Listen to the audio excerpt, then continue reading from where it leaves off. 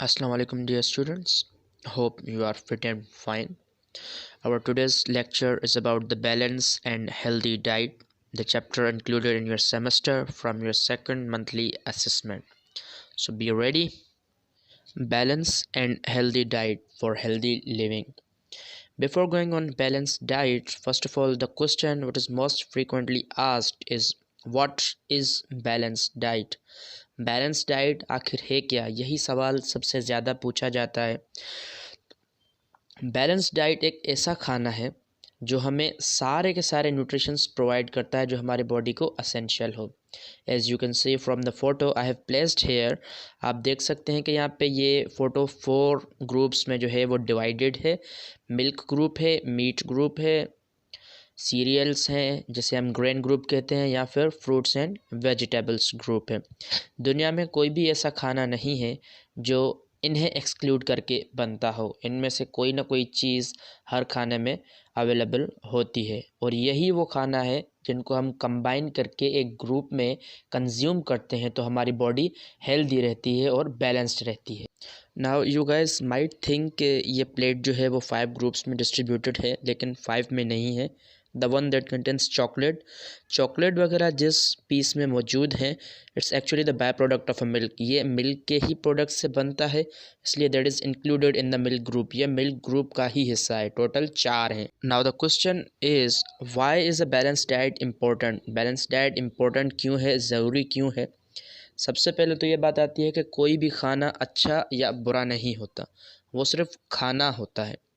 सो अगर हम कोई एक ऐसी चीज़ खा लेते हैं, कोई जंक फूड खा लेते हैं, बर्गर वगैरह लंच के टाइम पे खा लेते हैं, डिनर के टाइम में अगर हम कोई हेल्दी खा लेते हैं तो उससे कोई फ़र्क नहीं पड़ता। हमारी डाइट जो है वो बैलेंस्ड हो जाएगी। हम दोनों चीज़ें कंज्यूम कर रहे हैं तो हमें कोई फ़र्क नहीं पड़ेगा। लेकिन अगर एक ही चीज़ हम हर रोज़ एक ही चीज़ हम कंज्यूम करते रहें तो हमारी बॉडी में काफ़ी सारे न्यूट्रिएंट्स की कमी हो जाएगी, मिनरल्स की डिफ़िशियंसी हो जाएगी, विटामिन्स की डिफ़िशियंसी हो जाएगी, जिसके बायस काफ़ी सारी बीमारियां लाहिक हो सकती हैं। इसलिए हमें चाहिए कि हम अपना खाना बैलेंस्ड रखें, हर ग्रुप में से चीज़ें जो है वो कॉम्बिनेशन के हिसाब से खाएं, हिसाब किताब से खाएं।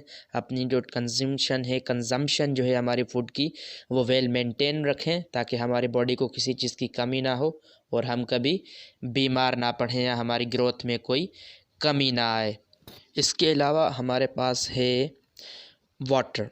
ज़िंदगी के लिए पानी सबसे ज़्यादा ज़रूरी है। जैसे कि हम जानते हैं कि हमारी बॉडी का 70% हिस्सा जो है वो वाटर से बनता है, लेकिन दिन भर के काम की वजह से, स्वेट की वजह से, यूरिनेशन की वजह से और सांस लेने की वजह से हम बॉडी का काफ़ी जो है वो परसेंटेज ऑफ वाटर लूज़ करते हैं ऑन डेली बेसिस। इसलिए हमें चाहिए कि normally 6 to 8 glasses of water हम पर डे जो है ड्रिंक करें और इस बात का ख़ास ख्याल रखें कि हमारी बॉडी जो है उसमें वाटर की कमी नहीं आए। 6 to 8 ग्लासेस एक एवरेज पर्सन के लिए है। ज़ाहिर सी बात है अगर कुछ इलाकों में ज़्यादा गर्मी होती है, जैसे हमारे पाकिस्तान में ज़्यादा गर्मी है, तो हमें चाहिए कि हम ज़्यादा से ज़्यादा वाटर कंज्यूम करें, ज़्यादा से ज़्यादा वाटर कंज्यूम करें ताकि हमारी बॉडी जो है वेल मेंटेन रहे। ठीक है। वाटर के बाद हमारे पास जो सबसे ज़रूरी चीज़ है, अहम चीज़ है, वो है प्रोटीन्स। प्रोटीन्स हमारी बॉडी को एनर्जी सप्लाई करते हैं, इसलिए उनका बहुत इम्पोर्टेंट रोल है। ये हमारी बॉडी को ग्रोथ करने में मदद करते हैं। हमारा जो हाइट है, वेट वगैरह है, ये प्रोटीन्स की वजह से मेंटेन रहता है और इन्हीं प्रोटीन्स की वजह से नए सेल्स बनते हैं और जो सेल्स डैमेज्ड होते हैं वो रिपेयर भी प्रोटीन की वजह से ही होते हैं।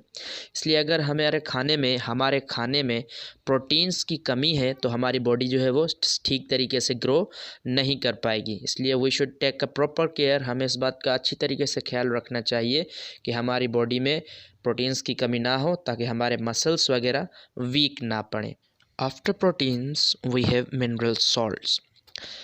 बॉडी को मिनरल सॉल्ट्स की बहुत छोटे अमाउंट में ज़रूरत होती है, बहुत कम अमाउंट में ज़रूरत होती है। मिनरल सॉल्ट से मुराद है आयरन हो गया, पोटेशियम हो गया, मैग्नीशियम्स वगैरह हो गया, ये चीज़ें हमारी मिनरल सॉल्ट में आती हैं। ये हमें मुख्तलिफ़ खानों से मिल जाती हैं, जैसे लिवर हो गया, किडनी हो गया, रेड मीट हो गया, चिकन या मटन वगैरह से, या एग यॉक से, या फिर जो ग्रीन वेजिटेबल्स होती हैं उनमें आयरन बहुत ज़्यादा होता है जो हमारे रेड ब्लड सेल्स के लिए काफ़ी फ़ायदेमंद होता है। रेड ब्लड सेल हमारी बॉडी में ऑक्सीजन सप्लाई करते हैं, कैरी करते हैं, इसलिए हमें इस बात का अच्छे से ध्यान रखना चाहिए कि हमारी बॉडी में ब्लड सेल की क्वांटिटी कम ना हो ताकि हम बीमार ना पड़ें। In the last but not the least, we have fats. Fats can be used by body to produce energy. In addition, fats can be stored in the body for a long time. Fat से जो है body energy produce करती है और fat जो है काफ़ी वक्त के लिए हम अपनी बॉडी में स्टोर भी कर सकते हैं। ये हमारी बॉडी को वार्म मेंटेन करने में हेल्प करता है, गर्म रखता है। इसके अलावा ये स्टोर होता है। इससे हमें ये फ़ायदा होता है कि अगर हम कुछ वक्त के लिए, कुछ दिनों के लिए अगर हमें अच्छी sea food keep up provide नहीं होती, सही से खाना प्रोवाइड नहीं होता, तो हमारी बॉडी एनर्जी बनाने के लिए यही स्टोर किया हुआ फूड यूज़ करती है फैट्स के तौर में और हमारी बॉडी की हेल्थ को मेंटेन रखती है। लेकिन अगर हमारे पास कोलेस्ट्रॉल या फैट की जो है वो क्वांटिटी बढ़ जाती है तो इस सूरत में we can have heart attack. इस हालत में हमें हार्ट अटैक भी हो सकता है क्योंकि फैट्स और कोलेस्ट्रॉल की ज़्यादा क्वांटिटी हमारे लिए नुकसानकार है। वो हमारे ब्लड वेसल्स को ब्लॉक कर देती है और इससे हमारी हार्ट बीट रुक सकती है। इसलिए फिर से वही बात आ जाती है कि हमें कोई भी चीज़, एक ही चीज़ ज़्यादा क्वांटिटी में कंज्यूम नहीं करनी चाहिए। We should have a balanced and a healthy diet. हमें अच्छा और मुतवाज़ुन खाना खाना चाहिए क्योंकि हेल्दी और बैलेंस्ड डाइट होने की वजह से आप एक्टिव रहते हैं और सबसे ज़्यादा इम्पोर्टेंट फैक्टर यही है कि आप लंबी पुरसुकून और सेहतमंद ज़िंदगी बसर करते हैं। इसलिए हमें चाहिए कि हम अपनी डाइट हेल्दी रखें, बैलेंस रखें और वैरायटी ऑफ फूड्स कंज्यूम करते रहें ताकि हमारे बॉडी में किसी चीज़ की कमी या ज़्यादती ना हो, ताकि हम एक अच्छी और पुरसुकून ज़िंदगी गुजारें। So the lecture ends here. I hope you get everything. Thank you very much. Allah Hafiz.